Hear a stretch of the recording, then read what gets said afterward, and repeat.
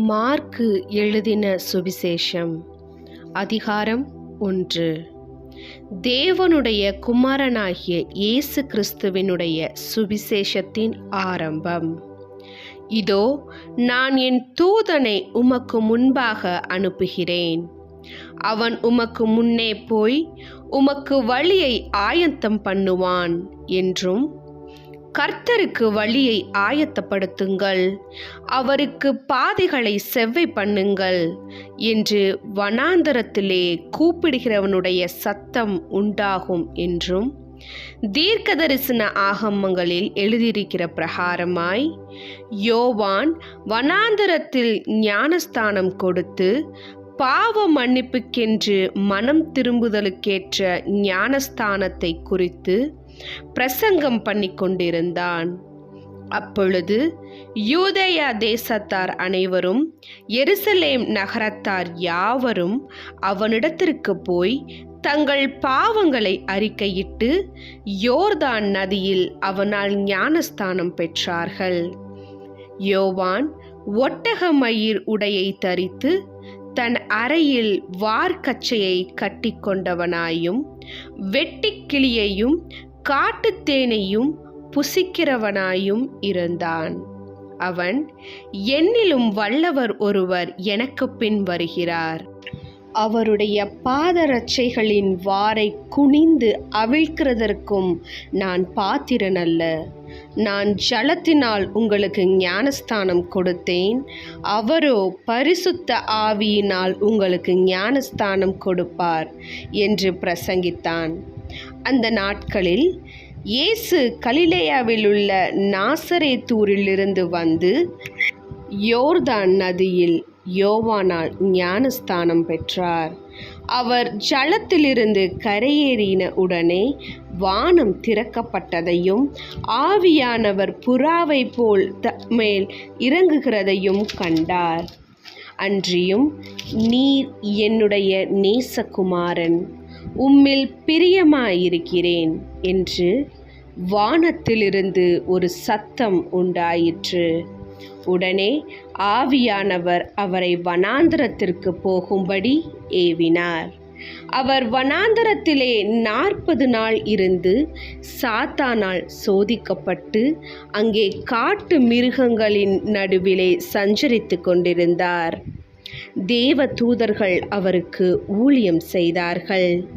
யோவான் காவலில் வைக்கப்பட்ட பின்பு இயேசு கலிலேயாவிலே வந்து தேவனுடைய ராஜ்யத்தின் சுவிசேஷத்தை பிரசங்கித்து, காலம் நிறைவேறிற்று, தேவனுடைய ராஜ்யம் சமீபமாயிற்று, மனம் திரும்பி சுவிசேஷத்தை விசுவசியுங்கள் என்றார்.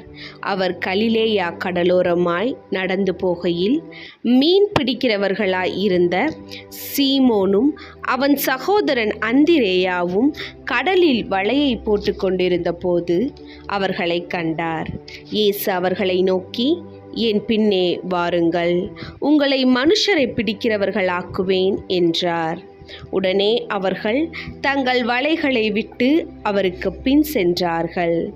அவர் அவ்விடம் விட்டு சற்று அப்புறம் போனபோது செபதேயுவின் குமாரன் யாக்கோபும் அவன் சகோதரன் யோவானும் படவிலே வலைகளை பழுது பார்த்து கொண்டிருக்கிறதை கண்டு உடனே அவர்களையும் அழைத்தார். அப்பொழுது அவர்கள் தங்கள் தகப்பனாகிய செபதேயுவை கூலியாட்களோடே படவிலே விட்டு அவருக்கு பின் சென்றார்கள். பின்பு கப்பர்நாகுமுக்கு போனார்கள். உடனே அவர் ஓய்வு நாளில் ஜெப ஆலயத்திலே பிரவேசித்து போதகம் பண்ணினார். அவர் வேத பாதகரை போல போதியாமல் அதிகாரம் உடையவராய் அவர்களுக்கு போதித்தபடியினால் அவருடைய போதகத்தை குறித்து ஜனங்கள் ஆச்சரியப்பட்டார்கள். அவர்களுடைய ஜெப ஆலயத்திலே அசுத்த ஆவியுள்ள ஒரு மனுஷன் இருந்தான். அவன், ஐயோ, நசரேயனாகிய இயேசுவே, எங்களுக்கும் உமக்கும் என்ன? எங்களை கெடுக்கவா வந்தீர்? உம்மை இன்னார் என்று அறிவேன், நீர் தேவனுடைய பரிசுத்தர் என்று சத்தமிட்டான். அதற்கு இயேசு, நீ பேசாமல் இவனை விட்டு புறப்பட்டு போ என்று அதை அதட்டினார். உடனே அந்த அசுத்த ஆவி அவனை அலக்களித்து மிகுந்த சத்தமிட்டு அவனை விட்டு போய்விட்டது. எல்லாரும் ஆச்சரியப்பட்டு, இது என்ன? இந்த புதிய உபதேசம் எப்படிப்பட்டது? இவர் அதிகாரத்தோட அசுத்த ஆவிகளுக்கும் கட்டளையிடுகிறார், அவைகள் இவருக்கு கீழ்ப்படுகிறதே என்று தங்களுக்குள்ளே ஒருவரோடொருவர் சொல்லிக் கொண்டார்கள். அது முதல் அவருடைய கீர்த்தி கலிலேயா நாடெங்கும் பிரசித்தமாயிற்று. உடனே அவர்கள் ஜெப ஆலயத்தை விட்டு புறப்பட்டு யாக்கோபோடும் யோவானோடும் கூட சீமோன், அந்திரேயா என்பவர்களுடைய வீட்டில் பிரவேசித்தார்கள். அங்கே சீமோனுடைய மாமி ஜொரமாய் கிடந்தாள். உடனே அவர்கள் அவளை குறித்து அவருக்கு சொன்னார்கள். அவர் கிட்ட போய் அவள் கையை பிடித்து அவளை தூக்கிவிட்டார். உடனே ஜுரம் அவளை விட்டு நீங்கிற்று. அப்பொழுது அவள் அவர்களுக்கு பணிவிடை செய்தாள். சாயங்காலமாகி சூரியன் அஸ்தமித்த போது சகல பிணியாளிகளையும் பிசாசு பிடித்தவர்களையும் அவரிடத்தில் கொண்டு வந்தார்கள். பட்டணத்தார் எல்லாரும் வீட்டு வாசலுக்கு முன்பாக கூடி வந்தார்கள். பலவித வியாதியினால் உபத்திரவப்பட்டிருந்த அநேகரை அவர் சுஸ்தமாக்கி அநேக பிசாசுகளையும் துரத்திவிட்டார். அந்த பிசாசுகள் தம்மை அறிந்தபடியால் அவைகள் பேசுகிறதற்கு அவர் இடம் கொடுக்கவில்லை. அவர் அதிகாலையில் இருட்டோடே எழுந்து புறப்பட்டு வனாந்தரமான ஓரிடத்திற்கு போய் அங்கே ஜெபம் பண்ணினார். சீமோனும் அவனோட இருந்தவர்களும் அவரை பின்தொடர்ந்து போய் அவரை கண்டபோது, உம்மை எல்லாரும் தேடுகிறார்கள் என்று சொன்னார்கள். அவர்களை அவர் நோக்கி, அடுத்த ஊர்களிலும் நான் பிரசங்கம் பண்ண வேண்டும், ஆதலால் அவ்விடங்களுக்கு போவோம், வாருங்கள், இதற்காகவே புறப்பட்டு வந்தேன் என்று சொல்லி கலிலேயா நாடெங்கும் அவர்களுடைய ஜெப ஆலயங்களில் அவர் பிரசங்கம் பண்ணி கொண்டும் பிசாசுகளை துரத்தி கொண்டும் இருந்தார். அப்பொழுது குஷ்டரோகி ஒருவன் அவரிடத்தில் வந்து அவர் முன்பாக முழங்கால் படியிட்டு, உமக்கு சித்தமானால் என்னை சுத்தமாக்க உம்மாலாகும் என்று வேண்டிக் கொண்டான். இயேசு மனதுருகி கையை நீட்டி அவனை தொட்டு, எனக்கு சித்தமுண்டு, சுத்தமாகு என்றார். இப்படி அவர் சொன்ன உடனே குஷ்டரோகம் அவனை விட்டு நீங்கிற்று. அவன் சுத்தமானான். அப்பொழுது அவர் அவனை நோக்கி, நீ இதை ஒருவருக்கும் சொல்லாதபடிக்கு எச்சரிக்கையாயிரு. ஆயினும் நீ போய் ஆசாரியனுக்கு உன்னை காண்பித்து, நீ சுத்தமானது நிமித்தம் மோசே கட்டளை இட்டு இருக்கிறவைகளை அவர்களுக்கு சாட்சியாக செலுத்து என்று கண்டிப்பாய் சொல்லி உடனே அவனை அனுப்பிவிட்டார். அவனோ புறப்பட்டு போய் இந்த சங்கதி எங்கும் விளங்கும்படியாக பிரசித்தம் பண்ண தொடங்கினான். அதனால் அவர் வெளியிரங்கமாய் பட்டணத்தில் பிரவேசிக்க கூடாமல் வெளியே வனாந்தரமான இடங்களில் தங்கியிருந்தார். எத்திசையிலுமிருந்து ஜனங்கள் அவரிடத்திற்கு வந்தார்கள். அதிகாரம் 2. சில நாட்களுக்கு பின்பு அவர் மறுபடியும் கப்பர்நாகுமுக்கு போனார். அவர் வீட்டில் இருக்கிறார் என்று ஜனங்கள் கேள்விப்பட்டு உடனே வாசலுக்கு முன்னும் நிற்க இடம் போதாதபடிக்கு அநேகர் கூடி வந்தார்கள். அவர்களுக்கு வசனத்தை போதித்தார். அப்பொழுது 4 பேர் ஒரு திமிர்வாதக்காரனை சுமந்து கொண்டு அவரிடத்தில் வந்தார்கள். ஜனக்கூட்டத்தின் நிமித்தம் அவருக்கு சமீபமாய் சேரக்கூடாமல் அவர் இருந்த வீட்டின் மேல் கூரையை பிரித்து திறப்பாக்கி திமிர்வாதக்காரன் கிடக்கிற படுக்கையை இறக்கினார்கள்.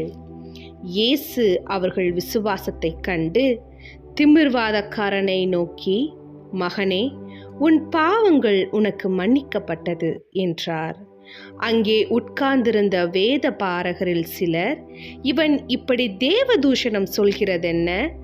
தேவன் ஒருவரேயன்றி பாவங்களை மன்னிக்கத்தக்கவர் யார் என்று தங்கள் இருதயங்களில் சிந்தித்துக் கொண்டிருந்தார்கள். அவர்கள் தங்களுக்குள்ளே இப்படி சிந்திக்கிறார்கள் என்று இயேசு உடனே தம்முடைய ஆவியில் அறிந்து அவர்களை நோக்கி, நீங்கள் உங்கள் இருதயங்களில் இப்படி சிந்திக்கிறதென்ன? உன் பாவங்கள் உனக்கு மன்னிக்கப்பட்டதென்று சொல்வதோ, எழுந்து உன் படுக்கையை எடுத்துக்கொண்டு நடவென்று சொல்வதோ? எது எளிது? பூமியிலே பாவங்களை மன்னிக்க மனுஷகுமாரனுக்கு அதிகாரம் உண்டென்பதை நீங்கள் அறிய வேண்டும் என்று சொல்லி திமிர்வாதக்காரனை நோக்கி, நீ எழுந்து உன் படுக்கையை எடுத்துக்கொண்டு உன் வீட்டுக்கு போ என்று உனக்கு சொல்கிறேன் என்றார். உடனே அவன் எழுந்து தன் படுக்கையை எடுத்துக்கொண்டு எல்லாருக்கும் முன்பாக போனான். அப்பொழுது எல்லாரும் ஆச்சரியப்பட்டு, நாம் ஒரு காலும் இப்படி கண்டதில்லை என்று சொல்லி தேவனை மகிமைப்படுத்தினார்கள். அவர் மறுபடியும் புறப்பட்டு கடலருகே போனார். அப்பொழுது ஜனங்கள் எல்லாரும் அவரிடத்தில் வந்தார்கள். அவர்களுக்கு போதகம் பண்ணினார். அவர் நடந்து போகையில் அல்பேயுவின் மகனாகிய லேவி ஆயத்துறையில் உட்கார்ந்திருக்கிறதை கண்டு, எனக்கு பின் சென்று வா. அவன் எழுந்து அவருக்கு பின் சென்றான். அப்பொழுது அவனுடைய வீட்டிலே அவர் போஜனம் பந்தியிருக்கையில் அநேக ஆயக்காரரும் பாவிகளும் அவரோட கூட வந்திருக்கிறபடியால் அவர்களும் இயேசுவோடே அவர் சீஷரோடும் கூட பந்தியில் இருந்தார்கள். அவர் ஆயக்காரரோடும் பாவிகளோடும் போஜனம் பண்ணுகிறதை வேத பாரகரும் பரிசேயரும் கண்டு அவருடைய சீஷரை நோக்கி, அவர் ஆயக்காரரோடும் பாவிகளோடும் போஜனம் பண்ணுகிறது என்னவென்று கேட்டார்கள்.